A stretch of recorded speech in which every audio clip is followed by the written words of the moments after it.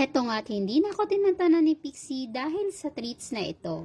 Hindi ko akalain na itong treats lang na ito ang magpapaligalig kay Pixie. Actually, hindi lang kay Pixie, pati na rin kay Snow White at kay Itim. Eto nga, tingnan nyo at nakabantay pa nga. Eto nga at sinubukan ko pang timbangin para lang ma-prove ko kung talaga bang 500 grams siya at tamang-tama nga ang timbang nito. Binuksan ko na nga itong beef stick at tignan nyo naman kung gaano kalalaki yan.